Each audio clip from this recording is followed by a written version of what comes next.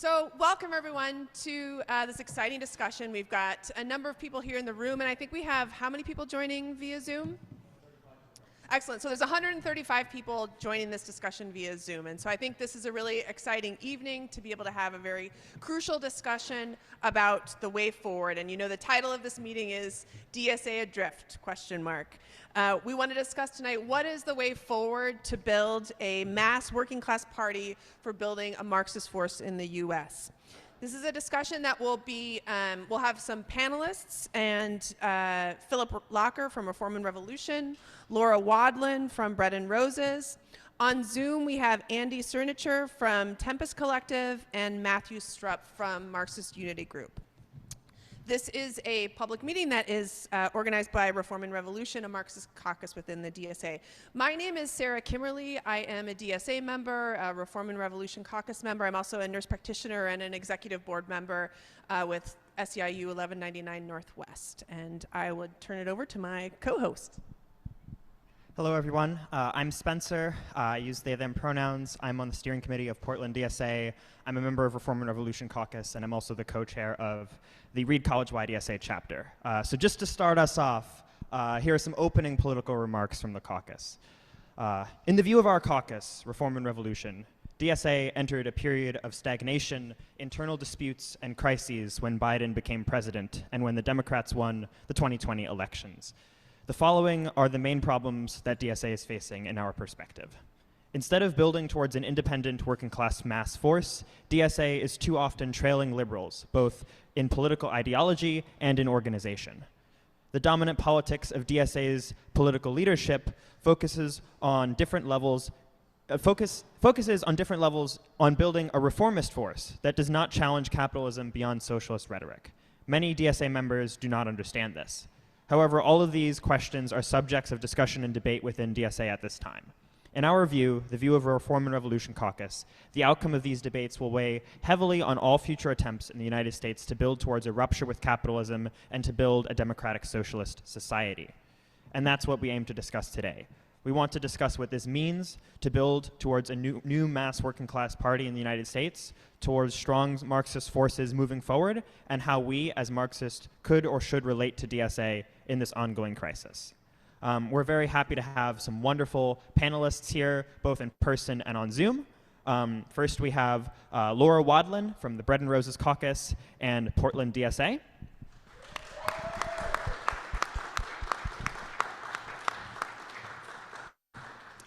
Next on Zoom is Andy Sernatinger from the Tempest Collective and a member of the Madison DSA chapter.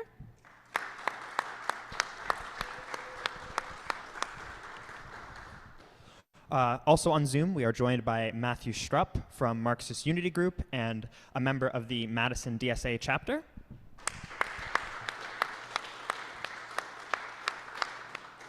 And here in person is Philip Locker for Reform and Revolution and a member of the Seattle DSA chapter.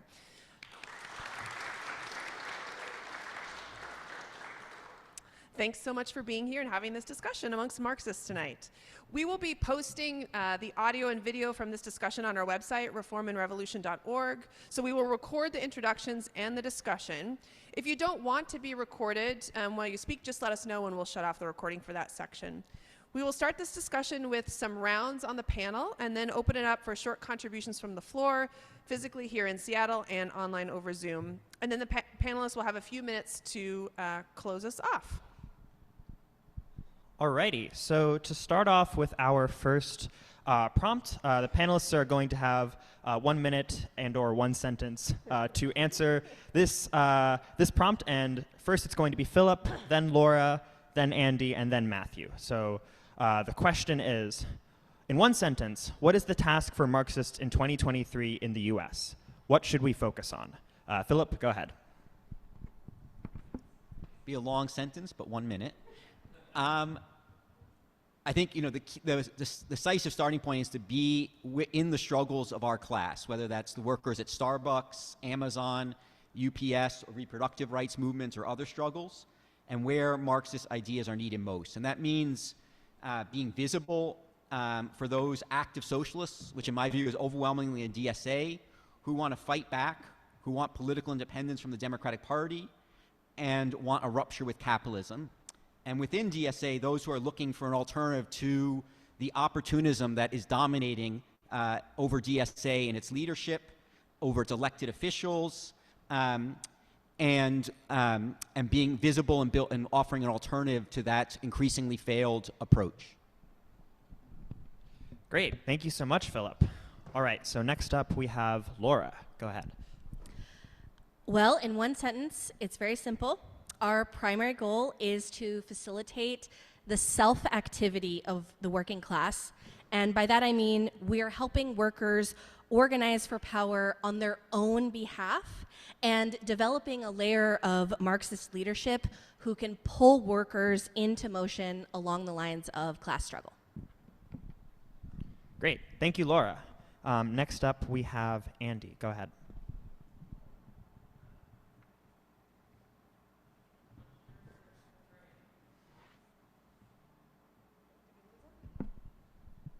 Okay, we're holding on a second here till we can get Andy on board. Just give us a moment. Apologies for the difficulty. Okay. Hear me okay? Yes. Okay. Thanks, everybody. Thanks to Reform and Revolution for putting this together. I put a narrow, tight sentence, so we'll see if this goes. So our task is we need to be honest and sober about our situation, grapple with the exhaustion of left reformism, and rebuild working class organization. Great. Thank you, Andy. And finally, on this question, we have Mathew. Go ahead.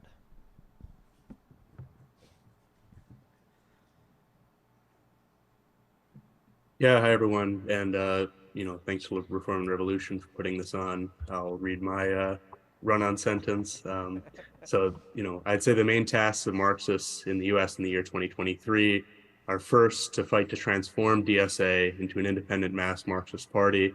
Second, to put anti-imperialism on the political agenda and build public opposition to U.S. imperialism's global strategy, including its proxy war in Ukraine, over which DSA members in Congress have shamefully capitulated to militarism. And third, to carry on democratic agitation against the counter-majoritarian bourgeois U.S. Constitution in favor of a truly democratic republic of the working class. And I think we're seeing greater and greater opposition to the U.S. political order, for example, around the Roe v. Wade decision earlier this year. So that's it for me. All right, thank you. Let's give them a round of applause. Try to keep the energy up. So next question will be Mathew, Philip, Laura, and Andy. And that question is, where is the left, socialist movement, and the wider labor movement at? For 4 minutes. Oh, sorry, they each get 4 minutes. Okay. Mathew. So my first on this one? Mathew, yeah. Okay. So I think the socialist movements, and I'll use that synonymously with the left, insofar as we don't have much of a non-socialist working class left, and I don't want to call the Democrats the left. I think we're still in a better position now than we were before 2016. We have a united organization in the form of DSA. It has tens of thousands of members. It's not a confessional sect, and it does have a degree of actual democratic organization that's superior to the sort of totally unaccountable NGO model of, say, the Working Families Party. However, the ability of DSA to project in oppositional politics separate from the liberal wing of the bourgeoisie has suffered since the Democrats came to power in 2021. DSA signaled that it would not be part of the Biden coalition when it didn't endorse him in 2020. But, many of our elected members have basically openly announced that they've entered into an alliance with Biden and the Democratic Party leadership. AOC goes around saying things like, I'm the one standing up for Biden's agenda, posing themselves as the strongest fighters for, the things that Biden wants to do. I mentioned this in my, initial sentence. I think it's very significant that, the squad, all the DSA members in Congress have voted for, at this point, $23 billion in arms for U.S. imperialism's global strategy through its proxy war in Ukraine. That war is a major contributor to the inflation that's hitting working people in the pocketbook. It's sending many of the economies of nominal U.S. allies in Europe and the global South down the tubes. And this sort of capitulation to militarism, to imperialism, is downstream of the controversy over Jamal Bowman's votes for $2.8 billion in military aid to Israel last year. He's sort of been soft expelled from DSA for that. They didn't, include him for criticism in their criticism of other, the NPC didn't include him for criticism in their criticism of other DSA members in Congress over voting to crush the railroad strike, because they don't even consider him part of DSA, but they didn't want to expel him. Not one penny, not one man for the system. Compulsory votes against military spending used to be principles of the socialist movement, but now we see DSA being dragged into support for the U.S. global strategy in spite of the organization's formal positions. As for the labor movement, it's been experiencing a new wave of success in organizing. It's got youthful enthusiasm, and there's at least verbal gestures toward militancy, including from the top leadership of say, the Teamsters. But the lack of a working class independent political alternative in the form of an independent socialist movement is holding back the significance that these developments could have. For example, with the rail workers vote in December, or was that earlier this month? I think it was in December. You had a case where the Biden administration was using this extremely anti-labor Rail Labor Act and to crush, working class activity. And you had every single member of DSA in Congress, besides Rashida Tlaib, voting in favor of using that provision, even though they wanted to sort of mask it with the sick day ruse. And that could have been an opportunity to agitate against, capitalist politics, against the Democrats as well as the Republicans. But instead, they gave the Democrats credit for introducing this sick days amendment. And I think, if we want to have a fighting labor movement, a militant labor movement, and a labor movement with militant, youthful energy in it, it can't just happen from people, doing things on the ground. It has to be tied to independent working class politics and an independent working class political expression. And I think that's lacking when DSA isn't taking that leadership role and is sort of continuing following the Popular Front politics that dominated its history for 40 years, and there were signals that it would be abandoning that, but we've sort of fallen back into that holding pattern without anything else cohering in a sort of solid, defined way as an organization. So I think that that's the route we're in, and I'll leave it there. Great, thank you, Mathew. Next up is Philip. I agree a lot with what Mathew was saying, but I think one thing I would try to bring to this discussion is, in order to assess where we're at, it's important to have a horizon, where we're trying to go. And speaking for myself, I think that to assess where we're at, we need to be clear where we're heading to go, and I think that starting point is the need for a fundamental socialist transformation of society, or to use an old-fashioned term, a socialist revolution in our lifetimes. And it's only against that bar that we can really measure what kind of progress are we making. And obviously, we are currently far from that, but I do think there's some promising signs in terms of the new wave of struggle and revolt over the whole past decade and over the past few years. It's starting, but I think we have to recognize it's starting from, historically speaking, quite a low level. It's basically a certain restart since the historic throwing back of the socialist movement with the collapse of Stalinism and the damage done by Stalinism and social democracy to the workers' movement and to the socialist movement. But we're seeing over the last few years the beginning of a rebirth, a restart. In labor, we have a long road to go to class struggle unions, but we've seen important steps forward with the new organizing, but also successes of reform efforts in the UAW, the Teamsters. And I think DSA reflects an awakening of a new generation that's in the US that's searching for an alternative to capitalism. And I would see it in the framework as a step in the process of the working class finding its way towards the necessary political party and leadership that is required to take on the billionaire class which is running the planet into the ground, into disaster, and fundamentally not just the billionaire class, but the system of capitalism. And that necessary political party and leadership is a mass working class party with a socialist program and a revolutionary leadership that's prepared to overthrow this system. I think in this period we have there's no lack of crises of capitalism, which provide opportunities for the working class to struggle. But what's holding our side back, the working class, I think, are three fundamental crises that need to be overcome. And that is a crisis of leadership, a crisis of mass organization of the working class, and a crisis of consciousness, not on a mass scale, not falling far from what's measuring up to what's needed objectively. So just what do I mean by that? Number one, the existing leadership of the labor movement and largely of most social movements on the left is simply not up to the task of combating, much less overthrowing, this crisis-ridden system. Mathew pointed to the 4 DSA members in Congress, and I think too often in DSA there's a dismissal. They have a leadership role. They have a voice and an impact far more than any of us in this room. They've used that to vote and support the policy of Biden and U.S. imperialism in this proxy war in Ukraine, which is disgraceful. They also voted, as it was said, not just that, but also in the labor movement. It's not just the DSA Congress members. The leaders, very often there's been criticism, justly so, of the role the DSA members in Congress played in the railway contract. But the leaders of the railway unions all agreed to Biden's ridiculous tentative agreement before Congress even voted on it and recommended to their members to pass it. So that tells us a little bit about the crisis of leadership.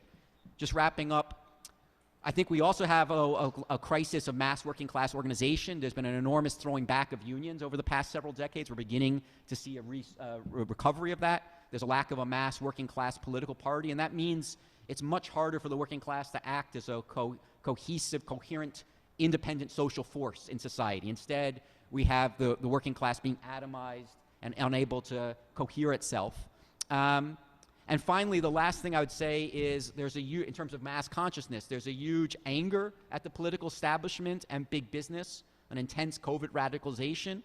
But despite that huge anger, consciousness is still, historically speaking, quite low. It's much more, in our assessment, a left populist consciousness of the more active elements than a clear-cut socialist consciousness, much more looking towards the people as the agent of change rather than the working class as an independent social force, which is the decisive force for changing society. Thank you, Philip. And next up is Laura. I share a lot in common with Philip on my perspective on this question. On the left, there's a misconception that the working class is ready to revolt and we'd be on the eve of revolution if not for the traitors and the liberals and the bureaucrats and the opportunists standing in our way. And that's not to say they don't stand in our way. Certainly they do. They will. But right now, there isn't a lot for them to stand in the way of. And the reality is that the working class remains historically disorganized, and very few working class people have developed revolutionary consciousness or leadership skills through participating in class struggle. The socialist movement, the left, and the labor movement were not well prepared to handle all the crises that have come our way over the past few years. Like when COVID appeared, many unions, including my own, missed an opportunity to use our leverage to get major protections, and the left didn't make any gains on healthcare policy. During the Black Lives Matter resurgence, millions of people were politicized and participated in protests, which shouldn't be minimized, but the politics of that moment were confused, and ultimately we made virtually no gains on addressing police violence. And so much of the energy of that moment fell into useless and outright fraudulent NGOs. And the response to Roe being overturned was fleeting, and we couldn't come up with a vision, an action plan with a national scope. The railroad crisis was also an unprecedented opportunity to demonstrate the power of a strike, but reformers in the unions were pretty far down a really steep hill in reforming those unions. And there are plenty of very similar examples to that playing out across the labor movement across the country. And during all of these moments, DSA had minor surges in membership, but we weren't really able to capture the moment to build something bigger. We have dozens of electeds at all levels of government, but they've had mixed effectiveness in putting the socialist banner forward and making the most of a crisis. So our task is to build the organizational infrastructure necessary to be able to make the most of a crisis.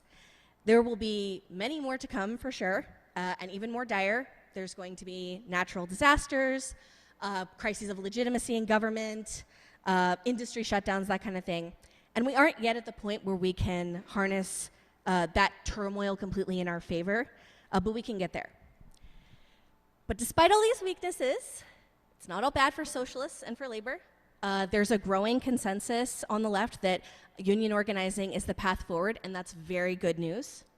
Unions are more popular than they've ever been, especially among young people who are basically the vanguard of a growing movement for independent unions, like at Starbucks, for example. And across industries, people learned during the pandemic that their employers are pretty much fine with letting them rot and die, and that changed them in a way that you can't really come back from. I really believe that leftists have learned a lot in the past few years.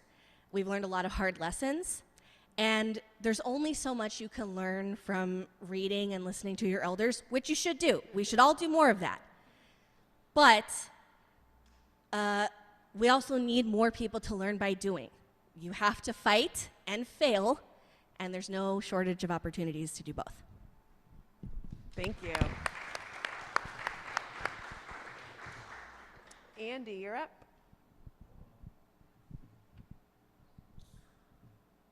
You're getting, there you go. Go ahead. Okay. I'll take a little bit of a different tack. So in the 2010s, there were a bunch of left electoral challenges that popped up in many countries, mainly in Europe and North America. And every situation had its particularities, but they all arrive roughly at the same time, and they have similar trajectories. And practically all of them reached a level of exhaustion with what they could do. So in the Anglophone world, Corbyn was defeated twice. And despite momentum existing in the UK Labour Party, the party was successful in routing Corbyn and his supporters. Sanders won some states away from Clinton in 2016, and he was completely boxed out of the Democratic Party convention at that time. When he ran again, he did significantly worse than he did in 2016. And for some reason, many socialists pretended that they didn't know that the Democratic Party had already demonstrated that what it would do to prevent these kinds of challenges. So socialists that were relating to the situation have to really come to terms with the fact that this particular conjunction is over, right? That's been very difficult in the US because there was an immense ideological operation, I think, to mobilize people to campaign for Sanders. But I think that in the last year, DSA members have started to respond to, this new period in one way or another. Either they're outright saying it or they're doing things that demonstrate that they're recognizing that things are different. The leadership structure in DSA is responding by reverting to its most of its like Harringtonite positions that it had, specifically regarding its position on the Democrats and the trade unions. So the socialist left is reconfiguring itself again in relation to new developments and their evaluations. There's new international situation as well, and the question of self-determination comes up in a big way, and it's going to have some pretty profound consequences for how we relate to the entire international situation. There is a wider left that's not part of the socialist movement, however. Most notably, there's a radical left that's centered around Black Lives Matter and abolition, and largely the Black left has developed separately from groups like DSA. I think that's important to say because it's not like it's DSA and then there's nothing. There's a substantial political ecosystem out there. But we're in a contradictory moment in general. So comparatively, yes, there is a lot of activity among US workers, and it's very exciting. It opens up a lot of new possibilities. But at the same time, the labor bureaucracy is basically content to accept its decline, while at the same time guarding its fealty to the Democratic Party and to business unionism. So, for example, last year, there were strikes at all of these food production companies over the right to basically not be worked for 80 hours a week. People voted no on their contracts, but the BCTGM maneuvered to end their strikes without winning the demands. So you can see that there's like a general anger at the status quo. Enough people will vote no on contracts, but it hasn't developed to be able to withstand this kind of bureaucratic encirclement. I think the real danger is that without some class expression, it's going to move right. And I've heard people speak pretty positively about the Teamsters. I'm a Teamster. That's not my experience. But for instance, after the rail deal, you saw that Tony Cardwell from the Brotherhood of Maintenance of Way employees went over straight away to go be on Steve Bannon's talk show on Fox. So I think that's a real danger. Thanks, Andy.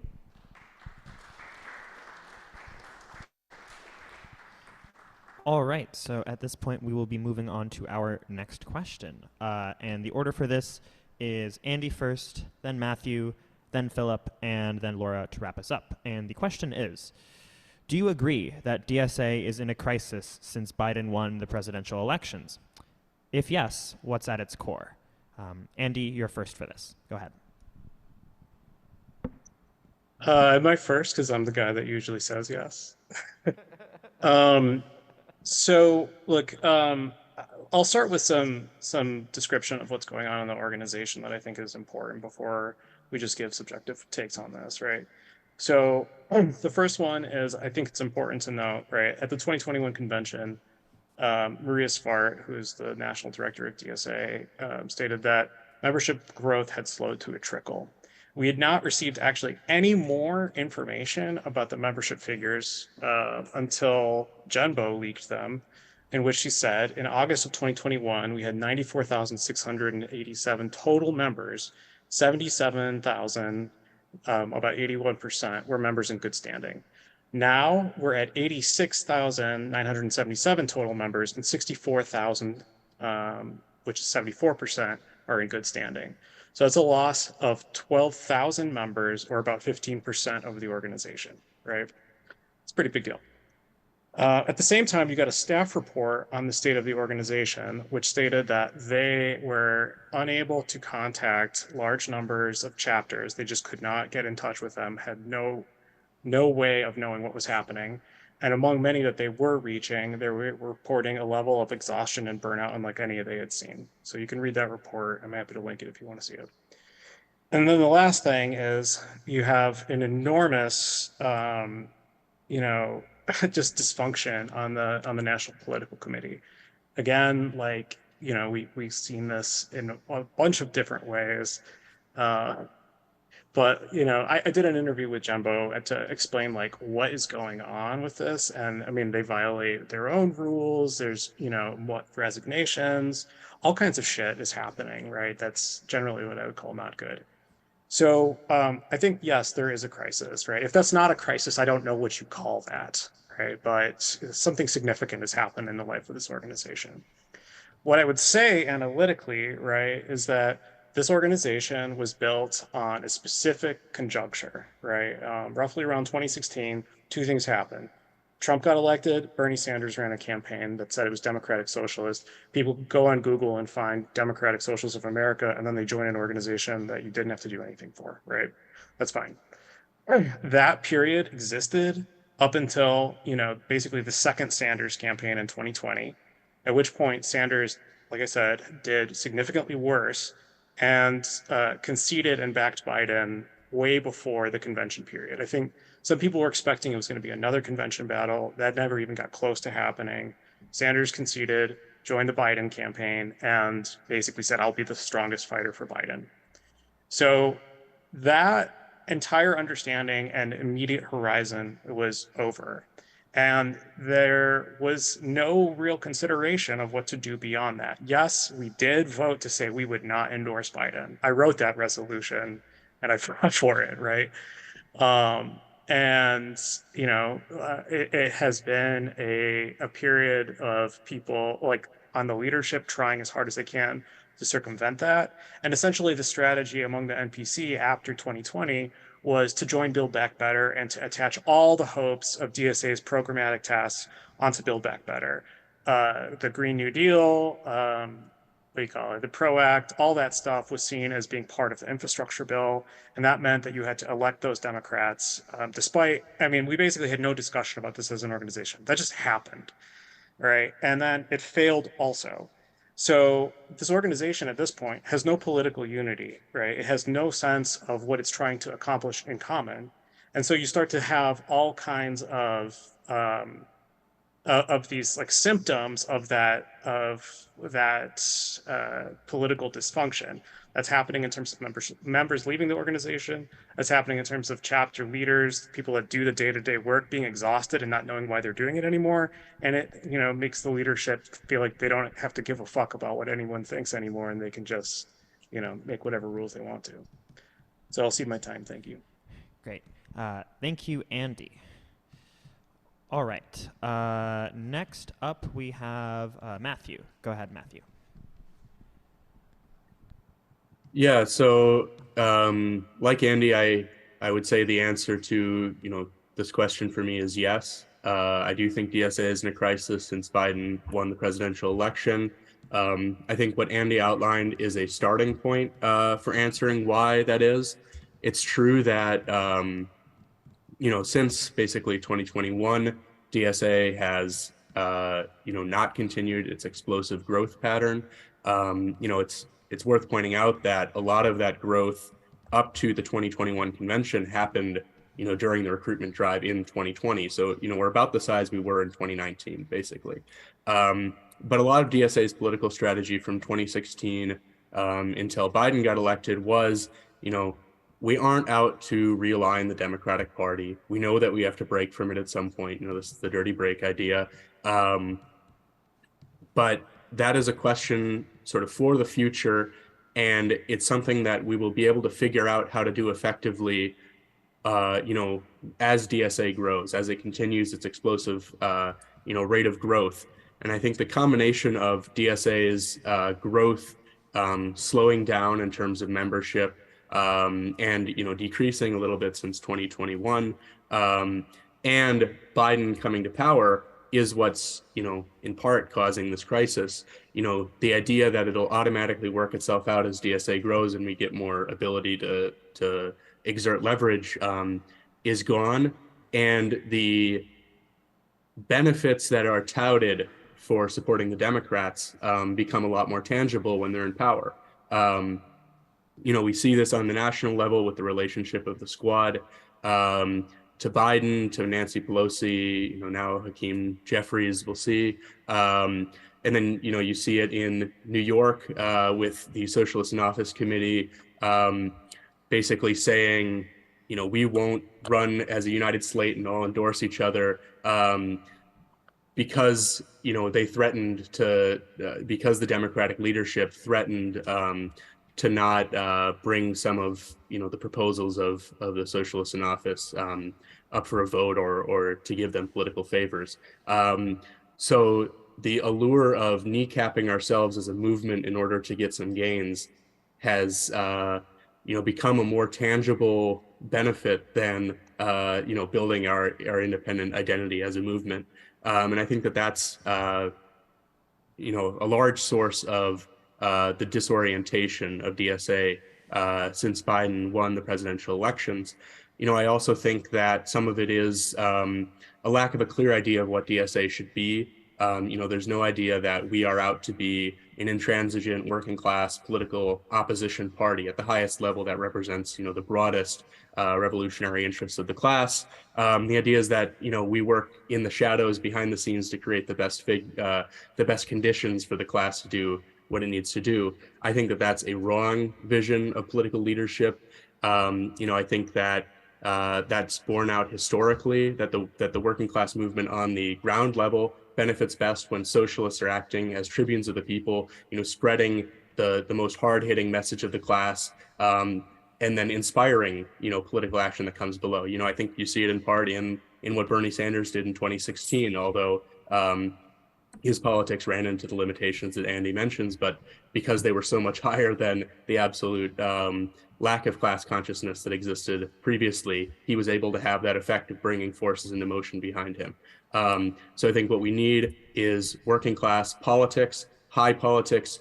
As an organization, we need to chart our course as an independent working class party, and have faith in the ability of our movement to exist as an independent political identity that can have transformative effects and not buy the allure of sucking up to the Democrats when they're in power, because those gains are illusory, as we see with the the rail workers debacle. Even when they hold out the 7 days of paid sick leave, they will find ways of pulling away the football at the last minute. So that's my take on that. Great. Thank you, Mathew.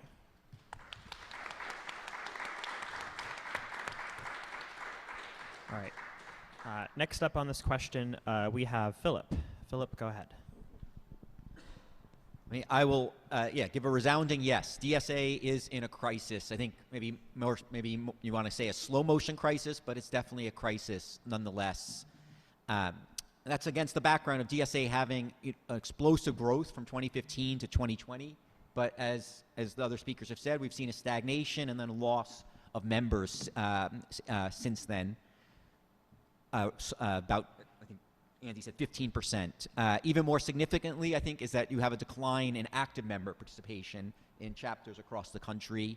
And there's a lack of cohesion about and common understanding, as was said, about what is our strategic task in this period, what's the way forward. Whereas there was more of that in the Bernie-Trump era. And that is really missing. I think, unfortunately, one of the problems in DSA is that there's that feeds into this is the dominant thinking is that problems are organizational. What are the organizing techniques and practices to avoid burnout, to activate members, to run a campaign? And I think, to be blunt, I think that's completely wrong. DSA's organizational capacities, if anything, there's definitely plenty of room for improvement. It's not the gold standard.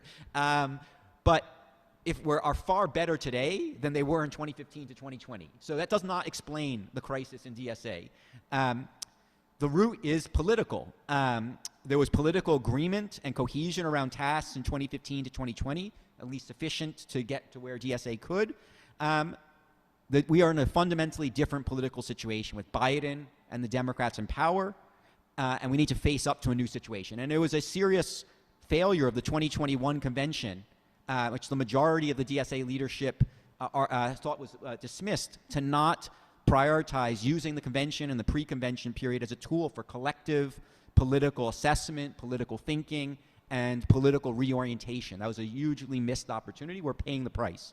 I would say it's not just DSA. Social movements have been in an ebb since Biden took office, with the exception of the promising developments in labor. But on the whole, there's an ebb.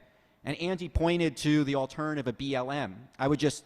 I think there's lots of truth in what Andy said overall, but I would point out BLM is in a far bigger retreat and crisis than DSA. If you see what's DSA is, BLM is completely absent from the streets compared to the high points of 2020. The crisis of leadership in BLM, how that's been, Laura spoke about that earlier. So I don't think that paints a very favorable contrast to DSA is in trouble, but I think we have to keep it in the bigger picture of the left as a whole has not turned the corner of how to face up to this new situation with Biden and the Democrats in power. I think part of that is that it's the price we pay for DSA's success. The most high-profile, impactful part of DSA has been its electoral work, and that success that was scored in the previous period, we're now seeing the question of a relationship to the Democratic Party leadership is posed much more sharply with the Democrats in power than in the previous period when they were in opposition. And that situation, the Democrats in power, requires DSA electeds to advance their own working class and socialist program independent of the Democrats, who are now running the U.S. government and U.S. society on behalf of the capitalist class. To be clear about it, they're not running it on behalf of socialists or progressives. And in that context, we need a militant oppositional stance to the Democratic Party leadership, always striving to have an independent and high public profile to let working class people know, a clear message that we are building a socialist opposition to the ruling class and big business and their government, including Biden and the Democrats, that we're not on the same side with them and not let the right exploit the growing discontent.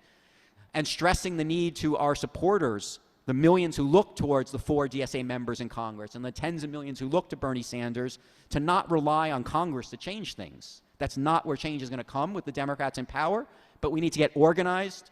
We need to build mass struggle, and that means our leaders, like those in Congress, need to use their platform to call for and help promote mass actions rather than just a congressional parliamentary approach to change. And have the clarion call to get organized in terms of joining DSA and building a mass democratic membership organizations like DSA, unions, et cetera. And instead, we've seen the really opposite. In this period of the Democrats in power, we've seen the DSA electeds increasingly in Congress be incorporated in the Democratic Party as a loyal opposition rather than an insurgent, militant opposition. I think there's a real reckoning that needs to take place in DSA about its electoral strategy and a sharp change if we're going to overcome the situation. Great. Thank you, Philip.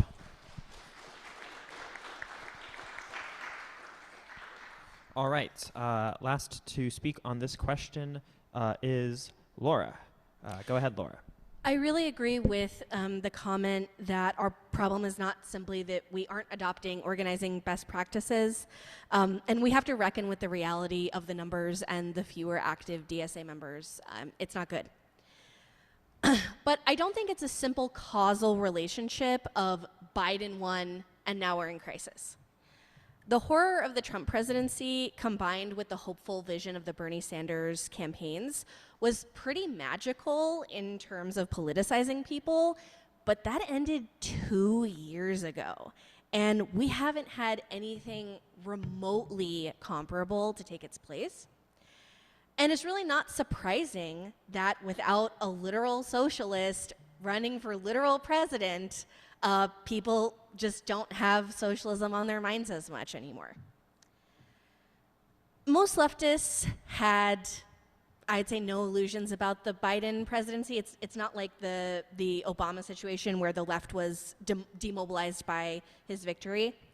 But DSA doesn't have a common vision or even a common project right now on the national level. I mean, we do in some senses on some committees, but they're it's not as great cohesion as we should have.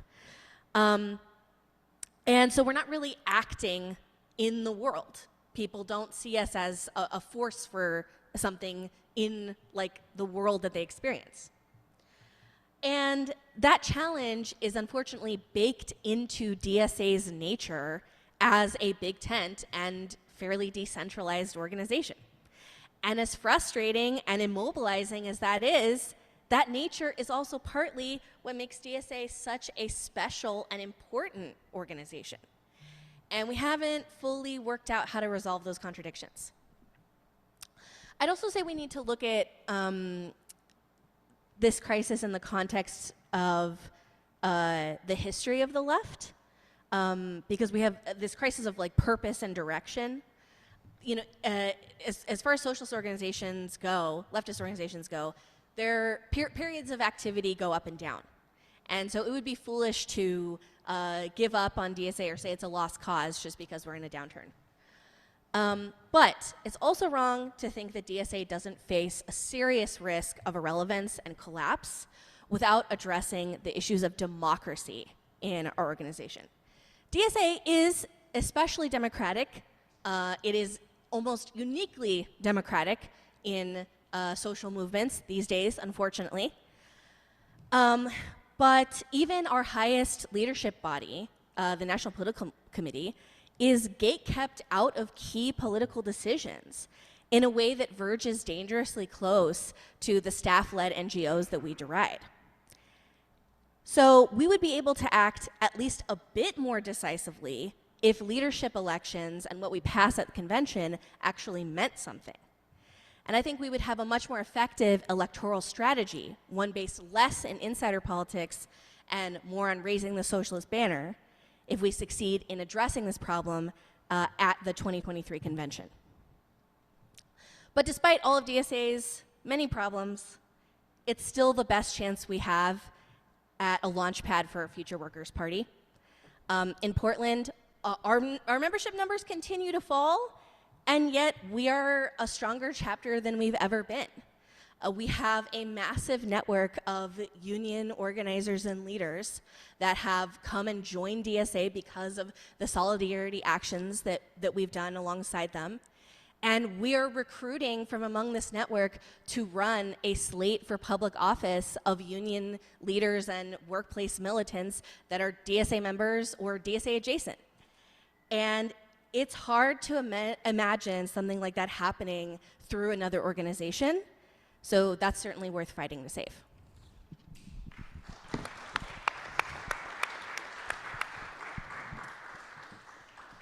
All right, so given all that, and I think you guys have touched on this to some extent, but how do we get from where we are now to a strong working class party and to a strong Marxist tendency rooted in labor and movements? And sorry, Laura, you're first, and then Andy, Mathew, and Philip. We have a lot of challenges before us, but I really believe that the future is promising. There's a contract campaign at UPS where 340,000 workers could go on strike this year. And this could set an example for how to take on the employer class, the capitalist class. And it's an amazing opportunity for DSA chapters to do some serious strike support that could lead to building the network of workplace militants that we've done in Portland. And unfortunately, we have very little time left to prepare. It's going to come very quickly. Contract expires July 31st. But we have to make the most of the time we have to make sure that we're taking advantage of the crisis that will pose, like I was talking about earlier. The decisive force in the coming period will be the power of the organized rank and file activists. Many union leaders today remain wedded to conservative business unionism and are trapped, playing a subservient role to the Democratic Party. And so it's our task as democratic socialists in the labor movement to link up with the militant minority of workers who want to organize to fight their bosses and push for a new class struggle unionism, one that fights to democratize the labor movement, put it on fighting footing to take on corporate power, and champion allied causes that build working class power broadly. Rebuilding a fighting rank and file led democratic labor movement is at the core of our strategy to build a socialist future in the United States. And we can't do that outside the labor movement as observers or merely union members. Having a union card doesn't mean you get to talk and your coworkers care. We have to be workplace leaders, people that our coworkers trust and respect. And like I said in the beginning, our task is the self-activity of the working class. As Marxist leaders, we pull our coworkers and fellow working class people into motion with us, and they learn how to fight, and then we build something bigger. Thank you. Next up is Andy.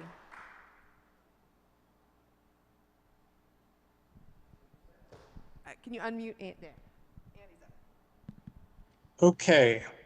So I think what we should be clear after the last 6 years is that we are not going to get to an independent working class party without people who are consistently saying that that is what we need.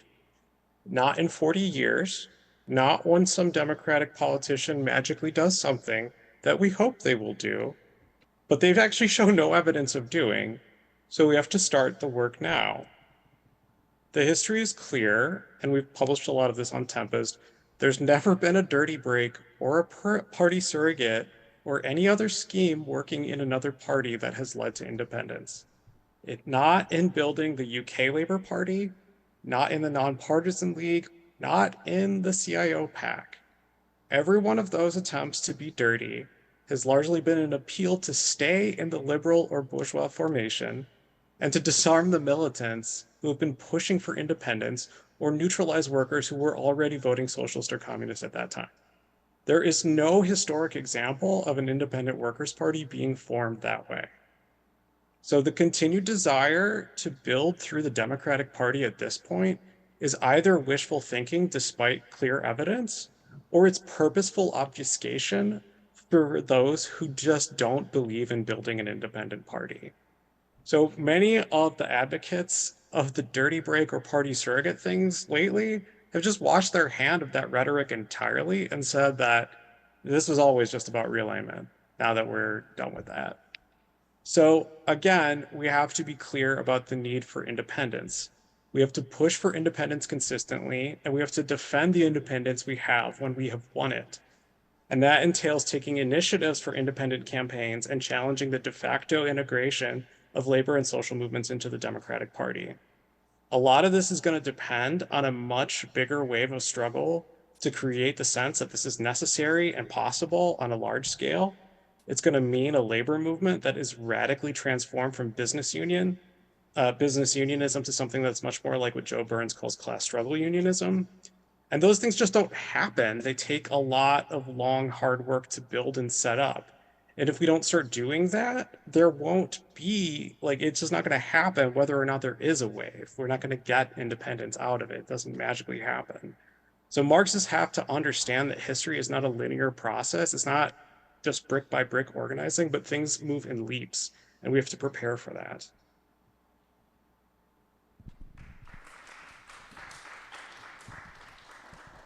All right, Mathew?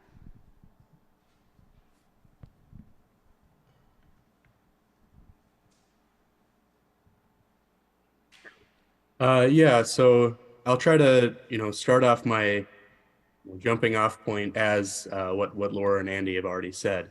So I think, Laura's right that there is a potential for DSA members to be very involved with the current, wave of militancy in the labor movement, reform efforts, et cetera, and to build ourselves up as an organization and as a socialist movement by engaging with the labor movement.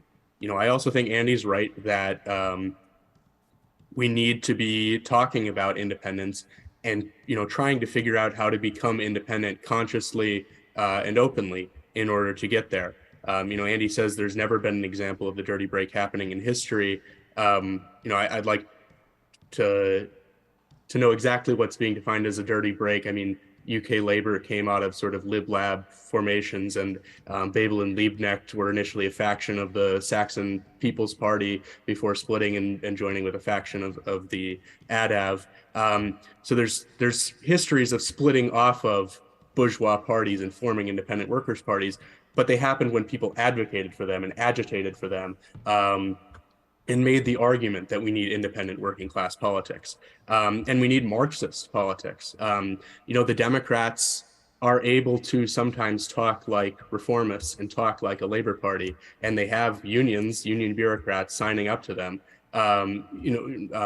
donating to them and following them around. So it's not that we don't have a party that the unions support, they support the Democrats, but we need, working class politics that advocate for the long-term interests of the class as a whole.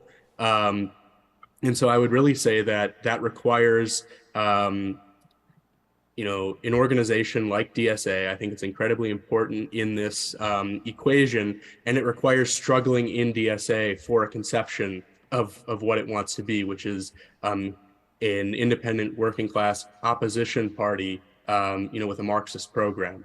And, we have a platform. It's, strength is that it's a comprehensive political platform. I would say that there are some weaknesses in certain formulations and framings in it, but I would definitely not want to replace it with anything weaker. And I think it's a positive step forward that we adopted that in 2021. But I think that the real key is this party question, and in fighting for DSA to take on that self-conception as an opposition party of the working class. It's true that we have a new wave of militancy in the labor movement. Since the Black Lives Matter movement, there are, more people, thinking about anti-racist politics. But without organization, none of that means anything. And political organization is the highest form of working class organization. It sees the longest term interests of the class as a whole. And an organization like DSA, in the long history of the left, as we've been talking about, is a significant entity within U.S. history. And to pass up the opportunity of DSA's existence, it not having cracked down on Marxists inside of it, like even left reformist parties in Europe, the Socialist Party of the Netherlands, which is sort of left populist, kicked out hundreds of its Marxist members a couple of years ago. DSA doesn't have that sort of internal police regime at this point. And so we can really struggle to transform it into something else. And that does mean democratizing it, fighting against unaccountable staff, fighting for a real party press and for real debate within the organization. They stripped down the size of Democratic Left, the official DSA publication, from like 8 pages to 4 now. I mean, it's just a fundraising, glossy mailer now. And we need real, publications and forums for debate like this in order to cohere what we're about as an organization, like Laura and Andy were saying. So I think that those are the essential questions. I think that this 2023 convention offers a chance, if there is an opportunity for democratic debate at it, and we should be fighting for there to be an opportunity for democratic debate. But, to the degree that it exists, it's a vital moment to push for these fundamental reconceptions of DSA's politics. So yeah, I think DSA, the party question in DSA is incredibly important for answering how we get to a strong working class party and, real Marxist politics. Great, thank you.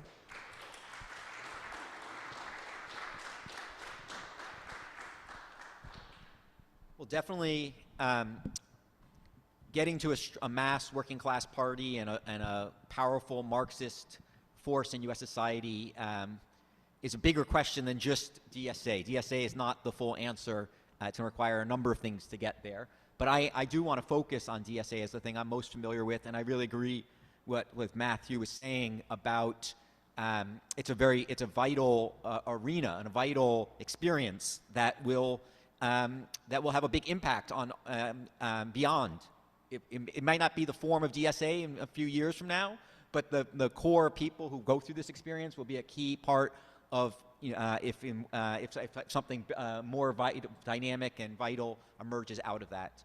And I think these two questions are interwoven about building a strong working class party and a powerful Marxist backbone for it, and in the workers' movement and on the left. And part of, I think, DSA really shows we're increasingly hitting the limits of what can be achieved on the basis of the current political framework of DSA, that there needs to be a fundamental course correction. I agree the dirty break is purely on paper, and there needs to be concrete steps to implement it. Part of that is a struggle to hold our elected officials accountable, to be accountable to what? To represent our organization, to represent our interests, to be our voice. If we cannot succeed, that's a basic task that this new organization has to learn how to do. And it's not like if we just there's a simpler, easier path outside DSA. That's a struggle that exists in the labor movement. It's a struggle that exists in DSA. It will be a struggle in new future attempts. There needs to be a fundamental course correction in terms of the war in Ukraine, highlighting the importance of anti-imperialism. I think in this country, first and foremost, that means opposition to our own imperialism, of U.S. imperialism, but also against all other imperialisms in the world, including Russia, China.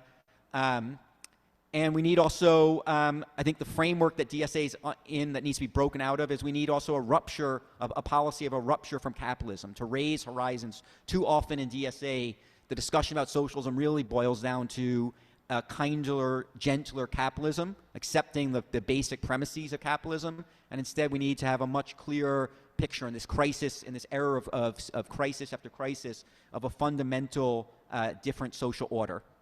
To get out of that broken framework in DSA, I think the key barrier is the opportunist politics and methods that dominate DSA, and I mean that in the Marxist sense of opportunism. That the dominant politics in DSA of uncritically supporting and echoing what's popular politics of other non-Marxist forces on the left that are playing a leading role in the working class and in different movements, and watering down an independent socialist program and strategy to accommodate to the existing level of consciousness, however, when it's confused, and the existing framework of power and relations of power that exists in the workers' movement and the left. I think the other side of it that we see in DSA is we need to overcome there's a left in DSA that's dissatisfied, that's rebellious, that sees the need for change, but too often is held back by a self-limiting, self-isolating ultra-leftism. And we see that also outside DSA. And we need to politically equip those more rebellious forces that are looking for a radical change, who are looking for Marxist politics, to, yes, harness that energy, but in a way that can be effective and actually can offer a viable challenge to the leadership of DSA and labor and other left movements. So, and I think that's part of the discussion and debate we have. It too often, there's our sort of sterile approach of self-proclamation, that we can just denounce the existing leaders or the members of Congress or the leaders of DSA and just affirm, we proclaim ourselves as an alternative, that we're the leadership, and that has to be earned and won.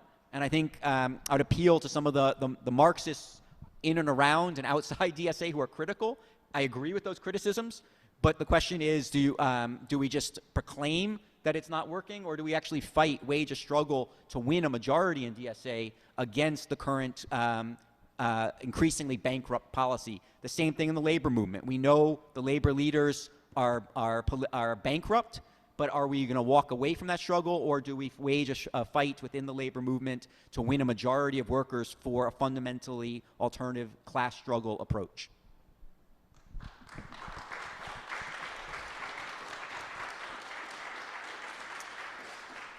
All right, thanks to all the panelists. We want to open it up for a broader discussion, but before I do that, I wanted to make a plug for Reform and Revolution's magazine. It has both articles from across the US, interviews, analysis, and debate, and there's also international content as well, both from activists on the ground and struggle around the world. There's beautiful art, there's poetry. So this is something that you should definitely get to the most current copy back in the back there. Look to see if you can find yourself adrift in this boat here. Or subscribe online at reformandrevolution.org. So next up, we want people to get on Stack. If you are on Zoom, you can message, is it Brian or is it titled Stack? Or if you're in the room, if you can come around to Brian and put your name forward to get on Stack. We'll have 3-minute contributions. We'll have 10 only, but we hope the discussion happens at an after party as well. So who do we have first up? Sorry? Bill Lemur on Zoom, I assume. And you've got 3 minutes.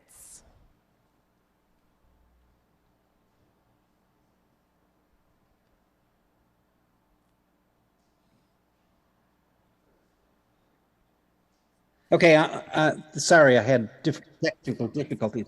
But look, I just wanted to suggest that those of the panelists and the organizations that they represent that supported Bernie Sanders might consider doing a balance sheet, and a political balance sheet, because it seems to me that Bernie Sanders was quoted as defending capitalism, and he supports U.S. imperialism.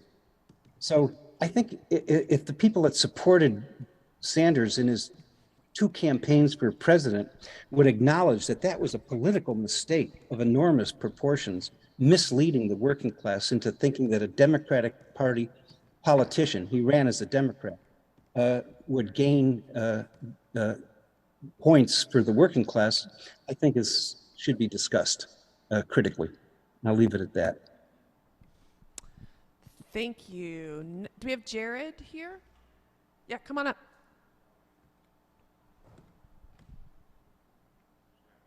Should I take the mic? Okay, thank you. Yeah, I really appreciate the panel and the discussion.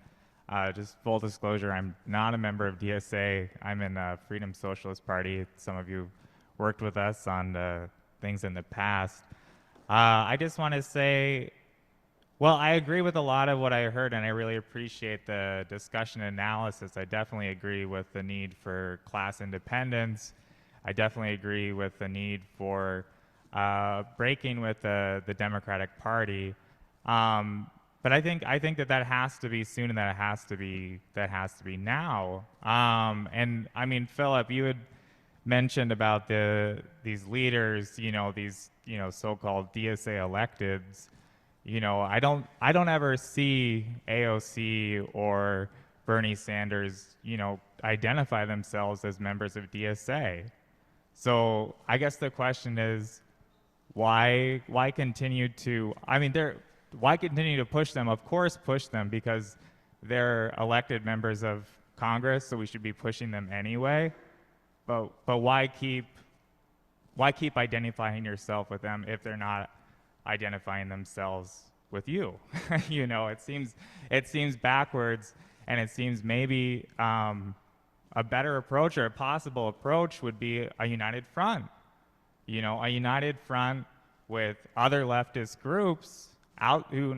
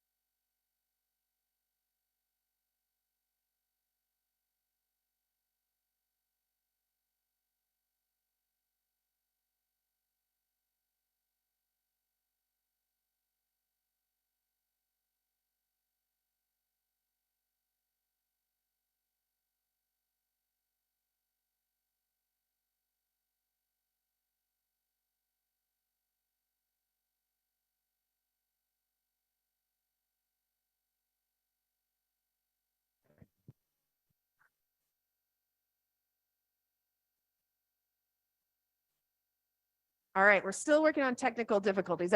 Can people online hear us? Yeah, okay, great. So the next three speakers are Luke Pickrell, Jean Allen, and Ty Moore, I assume. So Luke, for 3 minutes.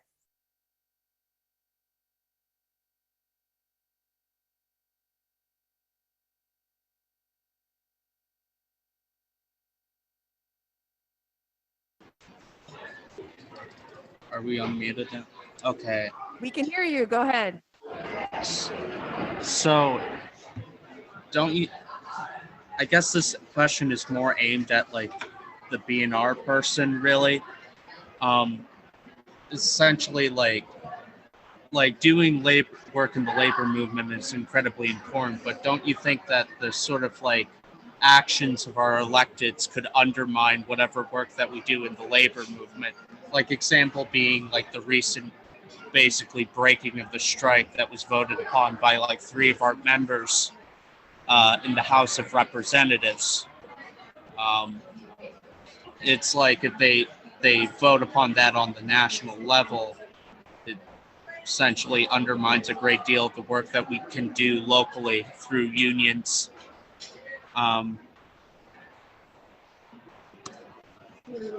And yeah, I don't really hear much about like electoral discipline except for like the Reform and Revolution guy and like Mathew. Okay, thanks, Luke. So the panelists will come in at the end and take up some of these questions and different themes in the discussion. Next up is Jean Allen, Ty, and then Shu Vu. Jean? Hey, comrades. I basically just have a question about to what degree do you see within DSA part of the problem being, I guess I would say, like a growing, while organizational issues are sometimes over-focused on within DSA, you also spoke to decreasing democracy and decisions being made effectively without member input. And I would like you to do what you can to synthesize those two problems. Like, how are we to resolve increasingly managerial resolutions of our own issues and increasingly top-down resolutions of our own issues without some recourse to organizational reforms? And I'll cede the rest of my time. Thank you. Ty?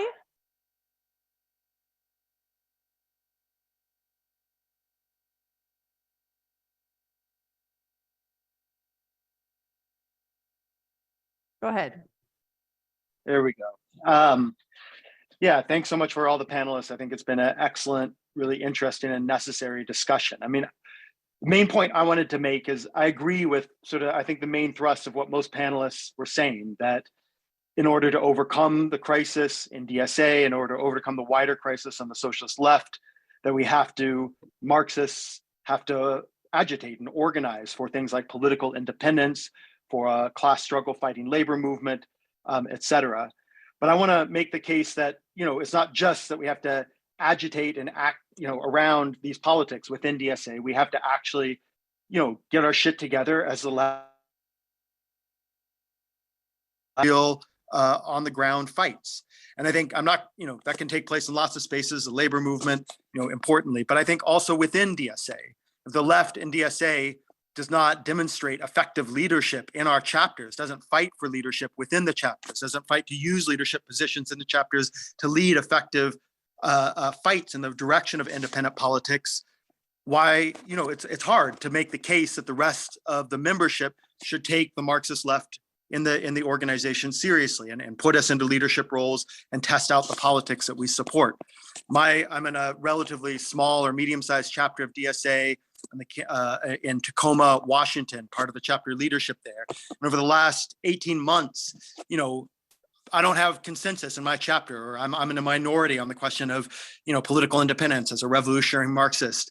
But I have helped lead a fight to put now a ballot initiative that for a ballot initiative on a tenants' bill of rights. You know, bringing Tacoma, if we win this year, it's going to make Tacoma the, you know, highest standard of tenant rights in the state. We've been able to get the Central Labor Council to back this because of 18 months of organizing and all the main housing justice organizations to back this.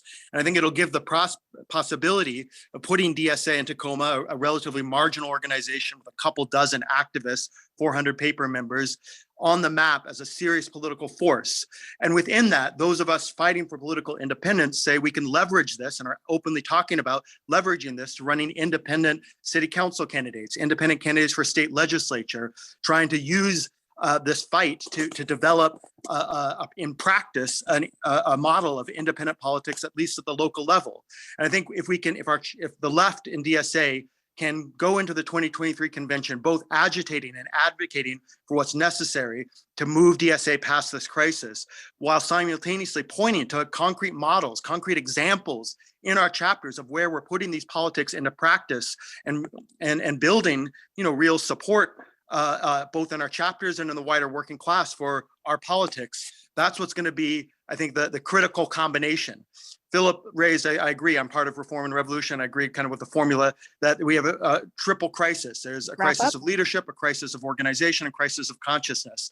And I think for the Marxist left, we can't just be critics of the existing leadership. We have to also be the most effective, most audacious builders of the organization and of trying to change the mass popular consciousness, or at least the consciousness of the most active layers of the working class that we can mobilize into action behind our campaigns.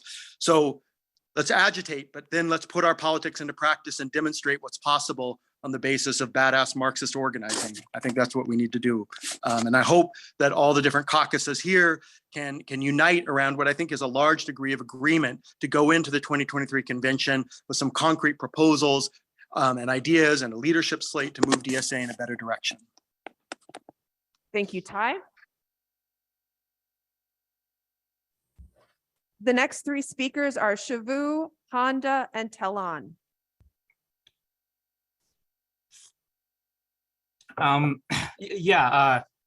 Thanks everyone for hosting this talk. Very valuable. So my question is just like about popular fronts versus like a united front. So, I agree we need to break from the Democratic Party, but what happens in every single election cycle is we're facing pressure from union leadership, NGOs, basically like every left, progressive organization to support the Democrats, right? So for example, if AOC runs, we're going to be supporting the Democrats.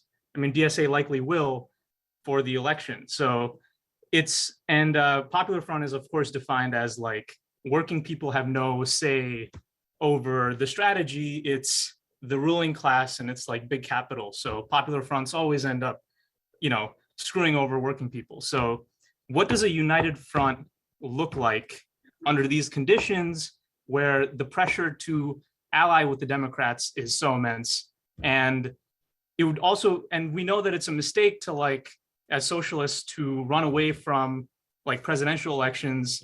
2024 is going to be, electorally, it's going to be massive. A lot of people are going to be politicized during that time. What does a united front look like? That's my question. Great, thank you. Honda?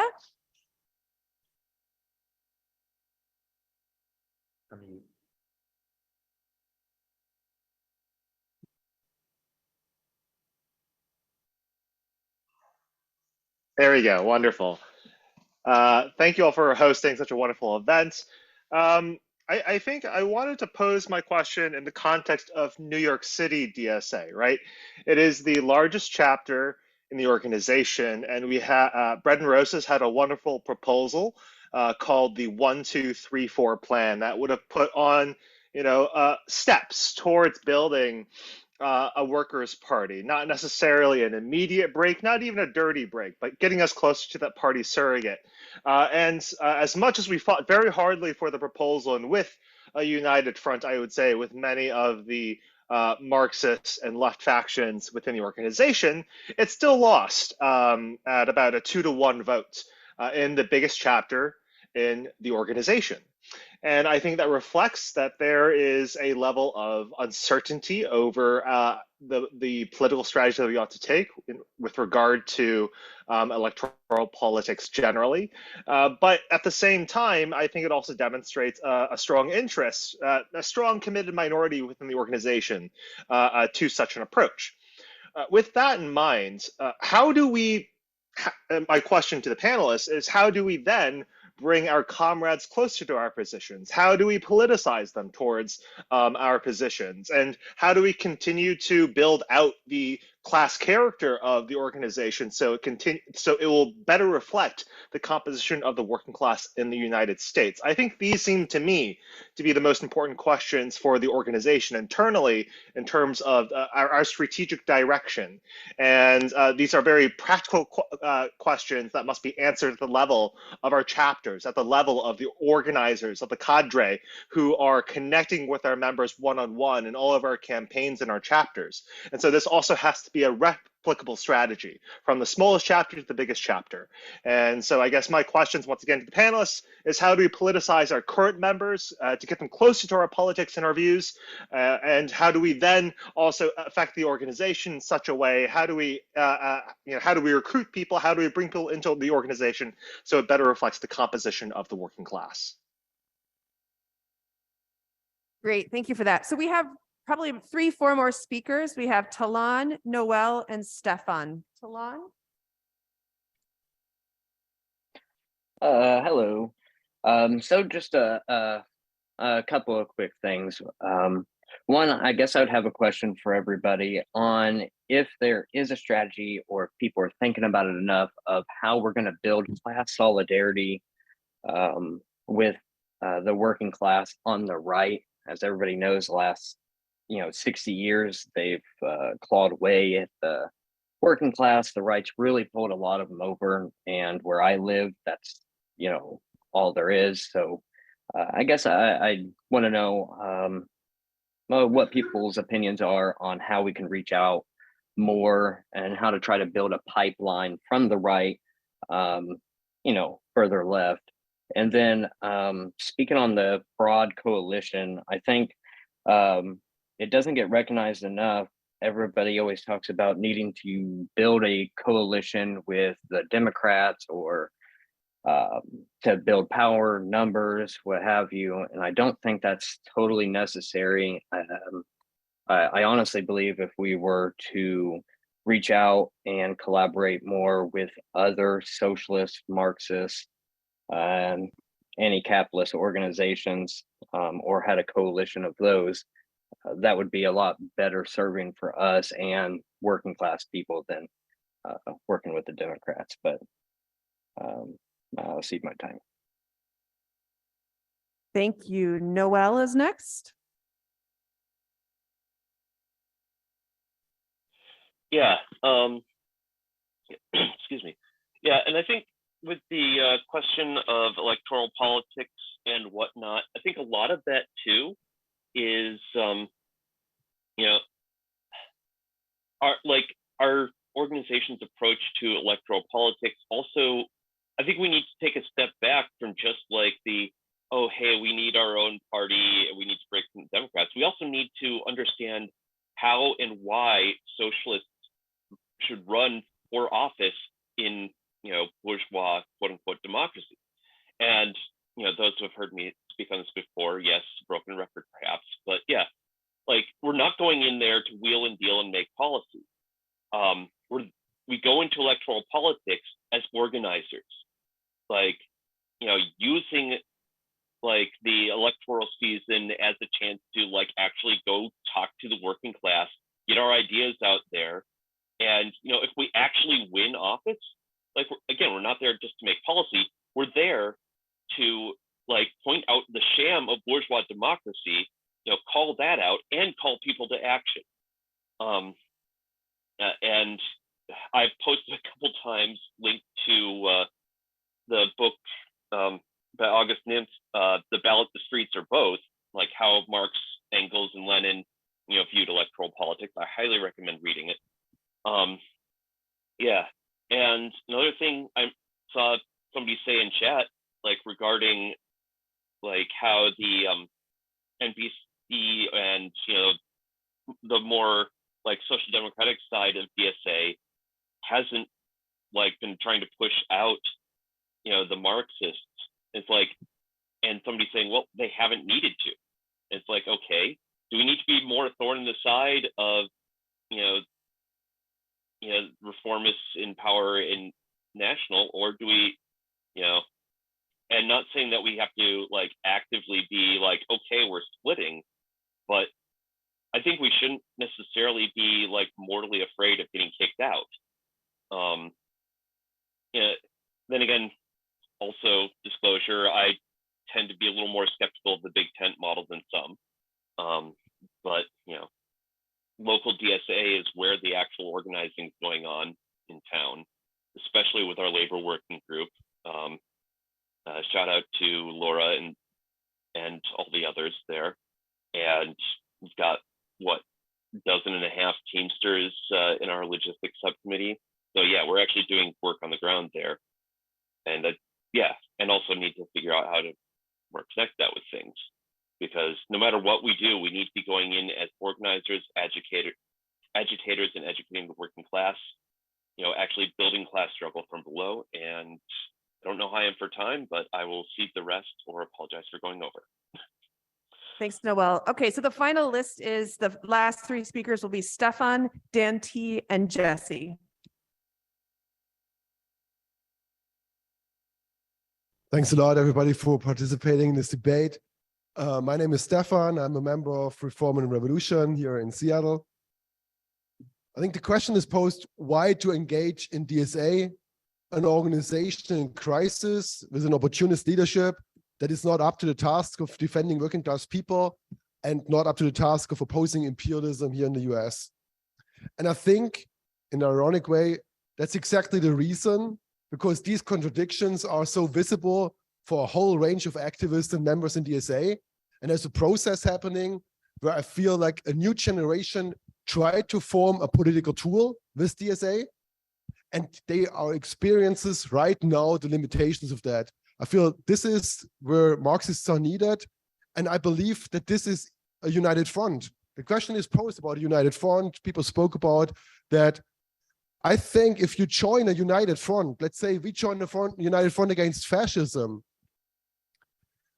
we would be free to raise our point of view, make our case how to fight, but we would fight together with everyone in that united front who's on a good place to actually beat back fascism. I think that DSA offers the opportunity for everyone to join, and I would encourage you, make the case for Marxism, fight with Reform and Revolution to build a Marxist alternative to the current course of the leadership.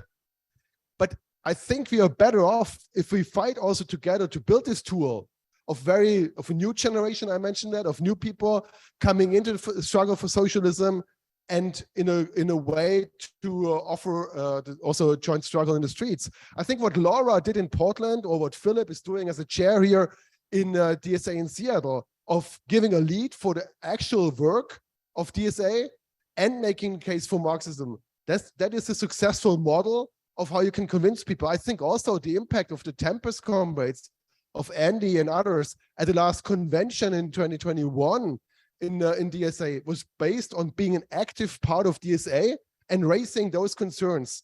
That's what I think we all have to do. I don't know whether I've got a few seconds left. I think that's part of the struggles in all these new left formations. People who joined Syriza in Greece and just waited and thought this would be the solution, they got heavily betrayed. Our class, the working class, got betrayed in Syriza. But Syriza was over 3 years the battle point of opposition, of debates, of activists, of new people searching for alternatives. I think it was the job of Marxists to fight this leadership of Syriza and fight for an alternative. And even just in the case then that the crisis comes and it ends like Syriza, to have an alternative and be visible for that. I think what the anti-capitalistas did in Spain with launching together with others Podemos and fighting for Marxist cause there. They also, in the end, it didn't work out.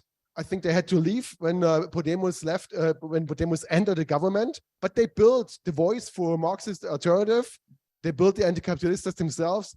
I hope we can keep DSA afloat in this situation of being adrift and win activists, as many as possible, for a really fundamental different course.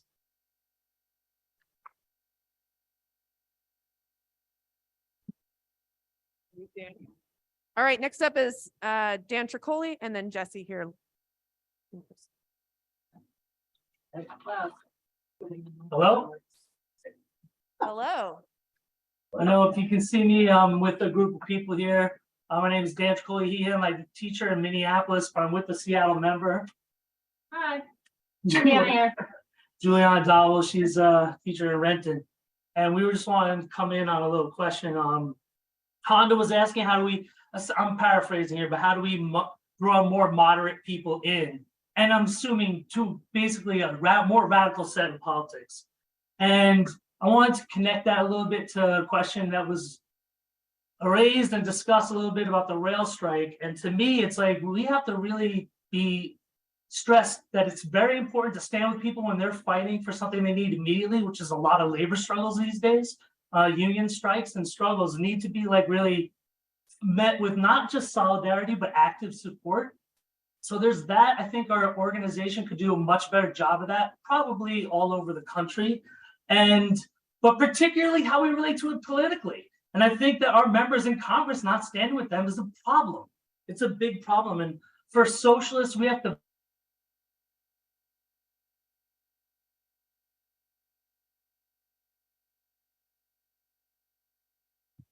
You're frozen.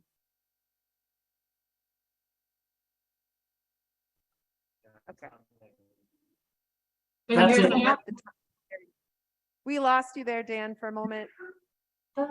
I don't remember where I left off, but anyway, we should stand with the rail strikers, rail workers. I think that it was a problem that our members in Congress didn't do that. We should be calling them out. We don't want to let them, we have to make the ruling class do their agenda to us. We can't just go with it and then accept that as like a pragmatic approach.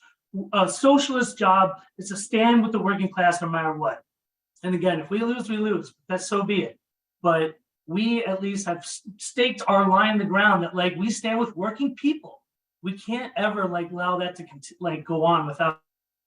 We in Minneapolis signed on to Seattle's opposition to that, and I think like we should promote that in the organization. Great, thank you. It's nice to see people joining together to join the meeting. All right, next up is Jesse to close us out. Hey everybody, my name is Jesse. I use he/him pronouns. I'm a member of R&R and also the co-chair of Portland DSA. And I think that to get to the real crux of this panel, like, you know, is DSA adrift? Is DSA in crisis? I think that each panelist gave a pretty solid indication that the answer to those questions are yes, DSA is adrift, DSA is in crisis. And the main thing I would leave to ask the panelists, and I'm kind of glad I get to be the last person because that means my question is the freshest, is what are the tasks of your formations in the lead up to the 2023 National Convention?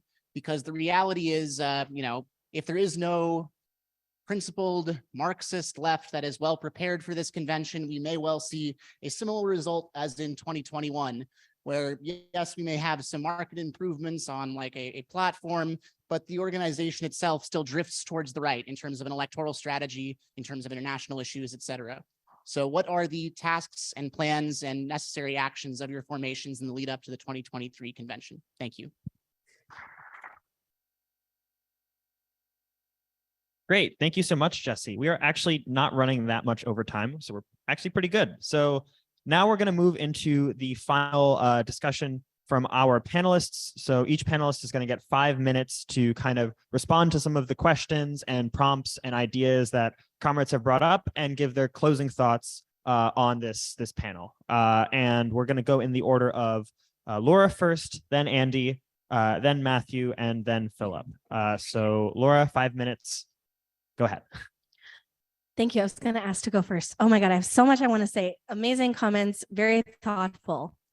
I think a lot of comments sort of touch on or like boil down to, aren't we really mad at AOC and Bowman and Cori Bush? And I would say, yeah, they fucked up.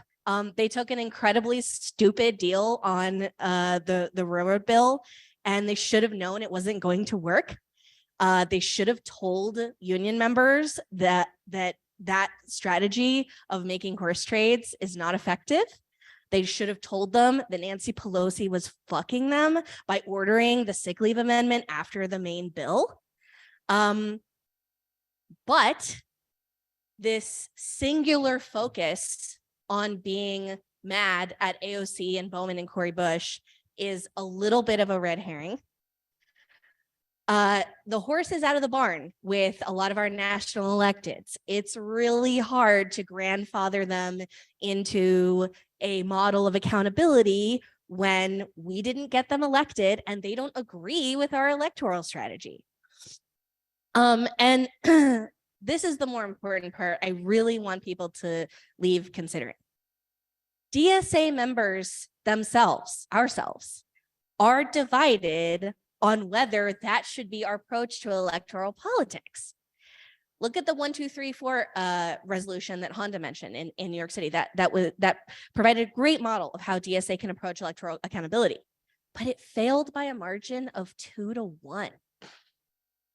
So any plan for electoral accountability from socialist politicians has to contend with that reality of what DSA members themselves want. You can't say, be accountable to this group of 70,000 people when like the majority of those 70,000 people aren't actually themselves demanding accountability. That doesn't make sense. And I think the reason for that is that we were all taught how the world works under like neoliberal ideology, and it's really hard to relearn that. Analyzing power doesn't come naturally, but a very quick way to learn is by caring deeply about something and then getting betrayed. Suddenly, you start thinking, all right, how am I going to win next time? And one of the only places in the world we have to learn and have that experience is in the labor movement. So that's why we in Bread and Roses emphasize that so much. And to the question of, so why keep identifying with AOC or other socialist politicians? I think they need to be separated. Not all of the people we're talking about are the same. Like Rashida Tlaib, I would say, is qualitatively different than AOC or Bowman. But they are popular and they do open people's minds to leftist ideas. That's useful, and we do criticize them when they mess up. And what I've learned about a lot of the electeds in Congress is that they have a very small group of staffers who they depend on for a lot of their choices. And that's not what we want. We want them to depend on socialist organization for a lot of their ideas. But we haven't even done our part in reaching out to them. In part, we have a lot of leaders in national DSA who don't want us to make that relationship. We need a national political committee that is committed to at least extending an opportunity to have that kind of relationship with those people. And a big question that we need to continue to ask in DSA is, what is the purpose of having a socialist in office? Is it to govern, or is it to use their platform to put the socialist banner forward? And not all DSA members agree on the answer to that question. I would say it's both, but mostly the second one. We don't have enough power to leverage something yet, so we're stuck mostly using those candidacies and offices to build the movement. And so if DSA members themselves aren't demanding accountability, that's our fault for not having convinced them that's necessary. In terms of what should we be doing at the National Convention, I agree we should have some organizational reforms, especially ones that address the issues of democracy. Something I really hope we can everyone here listening and in this room can get behind is stipending the National Political Committee and steering committees of national committees like the Labor Commission and the Electoral Committee. That would make democratic decisions actually meaningful, because right now, most of our elected leaders don't have time to do the work necessary to put our politics forward. They're stuck, doing their 40-hour week or more jobs, and having more sort of staffed, stipended, elected leadership would help a lot with that. And politically, our number one goal for the convention should be to marginalize the insider dirty stay perspective that we have been alluding to here tonight. Great. Thank you, Laura. All right, next we will go to Andy. Andy, you're up. Go ahead. So that was interesting. I think at the risk of being rude, I disagreed with literally everything that Laura just said, except that I thought it was very honest that acknowledging that these are not our elected officials, right? I mean, the relationship to these people are, some people ran for office generally. DSA people were like, that person's cool, I want to run, I want to support them, that could be good for us. And then they did that. And then those people got elected completely separate from DSA. And we tried to bank on it opportunistically. I mean, like, that's just the relationship. And it's clear now to everybody that we did that to grow, right? Like, the organization made that decision. And at a certain point, fucking made peace with it and just said, well, like, you know, you can't do anything about it now. We've been doing this for too long. So maybe, I mean, honestly, I have not said this entire evening that anybody should leave DSA. But if there was a reason that I just heard about what the problem with this organization is that that is the fundamental understanding in this group now, is that there will not be accountability. We should not expect it. And the baseline of any group that wants to be independent has to be like, you know, some modicum of like independence, like democracy and accountability. So if your baseline here is that we just don't expect that those people are ever going to do what we say, then they are not ours, and we should stop pretending that they are. So like, I'm sorry, like I understand, like it's just a disagreement at a certain point, but I also think most working class people are really fucking good at power analysis, which is why they understand how to take risks and when not to take risks. And if we haven't fucking convinced them that what our alternative is useful and like something that's not going to just be completely a waste of their time, then that's on us, right? So, you know, a lot of this is just crazy to me. You know, I think like this question about like, how do we, like, you know, like for one, like I completely disagree with the idea that DSA is a very democratic organization. It is not a very democratic organization. And part of my response to how DSA is working is that at this last convention, people, like, there were some basic democratic like ideas about how to have this organization come together, right? Like, hey, it would be nice like if we had some membership control over the National Political Committee. And people voted it down, including Bread and Roses people who campaigned actively against it. So I just call bullshit on this idea that that there's something like, you know, like some interest in like democratizing the organization. I just don't see that anymore. And then later, when the Bowman affair happened, and that question became a live, active question, people sided on the wrong fucking side of that again.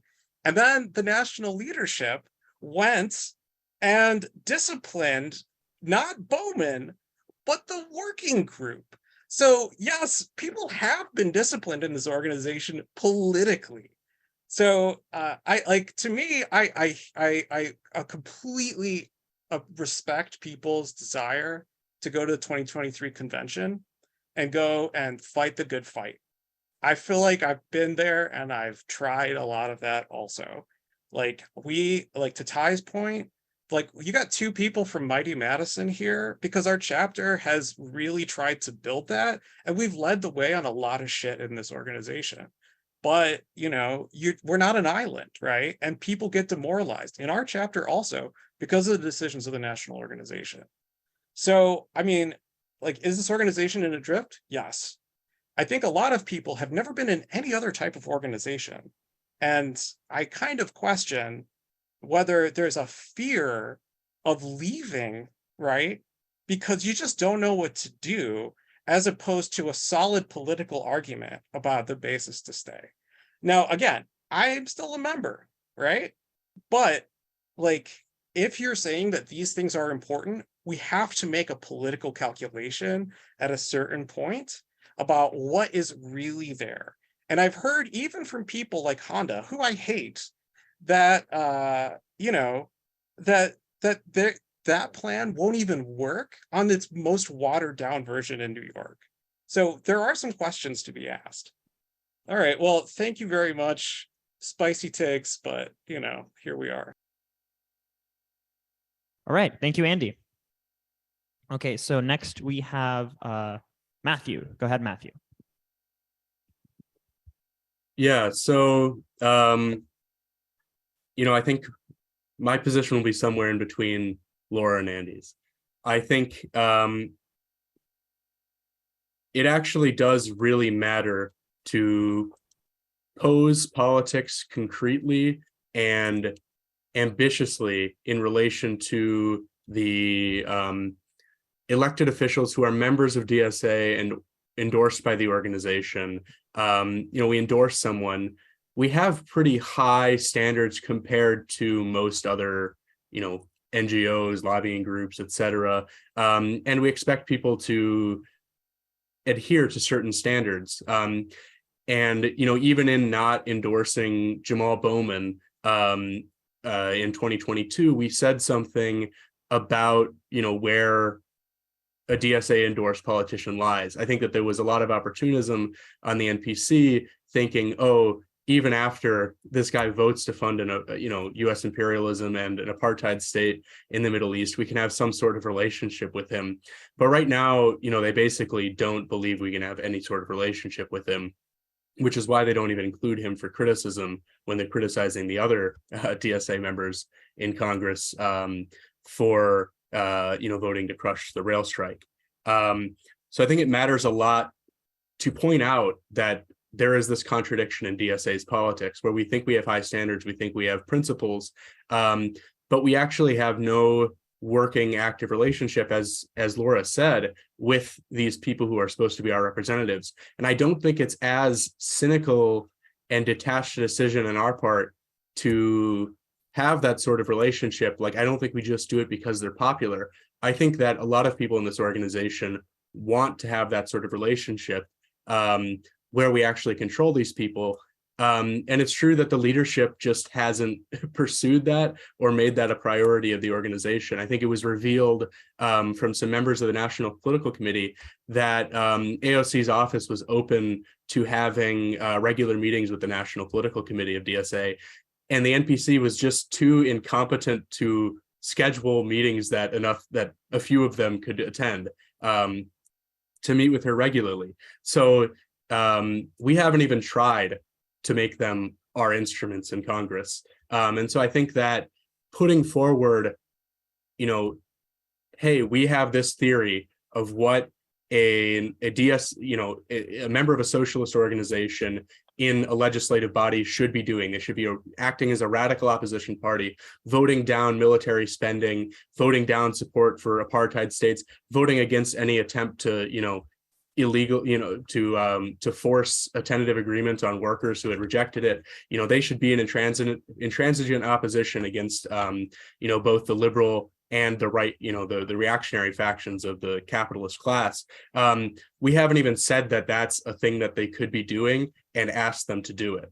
So I think we, you know, should be saying that's what we want and projecting it to these people before we just write them off, because that's not even something that we've tried to create in our electoral work. And I think that does have a, you know, link back to this problem of the dirty stay or you know, the sort of opportunist inside trader you know, direction in DSA's electoral strategy that Honda mentioned and that Laura mentioned, that I do think our task is to marginalize. But, you know, it is the case that is about, you know, 60% to 2/3 of the organization, as the National Convention in 2021 showed with the failure of Amendment 5 to Resolution 8 that posed much better, you know, organizational discipline for and a much more ambitious electoral strategy. And with the failure of 1, 2, 3, 4 in New York, it's true that you know, we have a partyist minority and a liquidationist majority. And so how do we win? I don't know that we can we should absolutely organize as hard as we can for the 2023 convention, and we should pose these sort of proposals very starkly and make strong arguments for them. Something like, in the strongest form, I think something like the Tribunes of the People resolution proposed by Marxist Unity Group in 2021, or, I would be in favor of uniting advocating for part of a coalition for something like 1, 2, 3, 4 at a national level. I think that is incredibly important to advocate for that strongly. And then on the local level, as Ty was saying, forging the path by doing it, having people who are doing politics differently is important as well, because that shows the other thing that these members in Congress could be doing rather than what they are doing. And so, I think that actually means that taking electoral politics and taking high politics, not just movement work, movement on the ground work, that means that it's incredibly important, because I think the socialist movement taking on the lead on, high level class struggle questions is historically incredibly important. When the Socialist Party of America was formed in 1901, it had about 4,000 members and union density was like 7%. But the creation of a socialist organization and political culture was incredibly important for building, a militant layer in the trade unions. So I think the socialist movement is incredibly important. I think getting there in DSA toward a partyist conception of what DSA should be means having stronger political debate, making these arguments to people about what DSA should be doing. And that's why, we need a real party press. We need resolutions around red lines for the organization, like anti-imperialism for people we support. And so these are some of the main tasks in the 2023 convention and going forward in DSA. Great, thank you, Matthew. All right, now we will have our final response from Philip. Go ahead, Philip. Okay, definitely the meeting got a little more lively towards the end. Were the votes of AOC, Cori Bush, Jamal Bowman, Rashida Tlaib on the railway strike, obviously not all, there was exceptions here and there, but on the railway strike, on funding for the IDF, for going along with US imperialism on the war in Ukraine, was that a surprise from a Marxist perspective? No. The DSA electeds are not up to the task politically, and it's inherent in their politics, and there will be more votes like that. And I think a Marxist assessment has to start with, if Marxists aren't clear about that, that's a problem.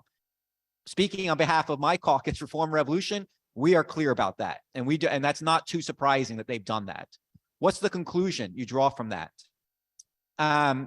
What's necessary to have socialist elected officials in US Congress that can actually stand up against the pressures of capitalism, against the mass media, against the machine of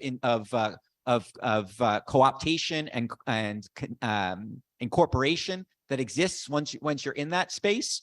You do need a much broader advanced layer of the working class that has a socialist vision, that's engaged and active in democratic member-run organizations, and you need an organization like that can hold them accountable. Now, you can use that analysis as an excuse and apologize for the socialist electeds for not representing DSA and not representing to the working class. And obviously, we don't have a representative of the socialist majority caucus here, and we should obviously give them the chance to explain the view. But to explain honestly, that's how I perceive the socialist majority caucus position. The majority of the NPC is to apologize for these electeds when they do that, pointing, I think, to some accurate analysis that reflects the weakness of our own organizations and our own class. There's truth in that, but the conclusion is not to apologize for them. The conclusion is to educate an activist layer that's capable of holding them to account. You don't educate them by saying, oh, that's fine, they did that. That doesn't educate and begin to change the situation. You need to speak openly, you need to point to what's needed, and you need to build towards that, even if it's not immediately realizable. And I think we build our own strength by doing that. We send a message: if you want to fight this, you need to get active. You need to get involved. If you want to fight it, I'd also say to left critics, and you need to help fight to build a majority in DSA. And I want to, in that sense, address also two sides of what Andy was saying and Laura was saying about the electeds. I mean, just first, I do would appeal. I think it's fine. It's good that we have open, frank debate and disagreement. But I think it's important that we do that in a comradely, respectful way. There's a huge problem in DSA. There's two things. There's not enough open discussion debate. And R&R believes that's critical, and that's why we're organizing these things. But also, in the few moments when it does burst out, it bursts out in really brutal, uncomradely, personalized ways. And we need to really fight that culture and fight for a politicized democratic culture in DSA. But on the substance of the issue, I think, there's what Laura said about the horses out of the barn. I thought that was really, put her finger on the issue there, that the electeds have their own approach. It's not so easy to walk them back. I agree, but I think the task, and I think it's also true the point that I think Mathew made this point, there's not currently a majority that we've won yet in DSA to say that we expect our electeds, and our position is electeds need to represent DSA, and that DSA sets a position, and that's their job to fight for it. And it's not the job of DSA to protect electeds, and to defend electeds. It's the job, obviously, in a certain sense, we want to do that. Number one task is for the electeds to defend and fight for the DSA and the socialist movement. We haven't won that majority yet in DSA. So I think that is, yes, we need to fight. And I think this year's national convention is an opportunity, even if we in it state to prove that. I think also if we do win that majority at a certain stage, we need to have a dialogue and debate with those electeds and seek to convince them. And that's part of also winning a majority in DS for necessary. If we just, I think it's a big mistake, this idea we just need immediate expulsions in an unprepared fashion. If electeds are not representing our needs in our organization, it has to be prepared, and you have to win a majority to understand that is necessary. And you can't just proclaim that. And so I think we need to win a majority in DSA for a party type position. We need to convince the elected, convince them or move them. But I would say if out of that process, they are not moved and they continue not representing DSA, it's untenable. There has to be a process, a politically prepared process where you carry as much of the membership as possible, but it has to be a process of separation where people who do not represent DSA cannot represent DSA. At the end of the day, that can only last for so long, that we have people representing our organization who are not representing our organization. And we need a struggle to transform that. Either they have to get in line, or we need a process of overcoming that. So I think this year's National Convention is a big opportunity for Marxist forces in DSA to come together, to collaborate and fight together on this question of the Democratic Party, socialist electoral strategy. But also I really agree about fighting for democratic reforms within our organization, for the MPC to be the supreme force, not the staff, and to build also a broader leadership structure in DSA that can help the MPC, but also hold the MPC accountable. Great. Thank you, Philip. All right. So with that, we are at the end of our discussion for tonight. But before people leave, just have a few things that we'd like to say. Thank you so much, everyone, for being here, both in person and on Zoom. Particularly, thank you to all of our panelists who made this dynamic and engaged discussion possible, as well as thank you to all of the folks in the audience who have contributed to the discussion. So we'll post the video and audio from this discussion on our website. You can check it out at reformandrevolution.org. Thank you to Amy and all the others who organized the tech infrastructure tonight to make the recording and the operation of this hybrid meeting possible. Thank you.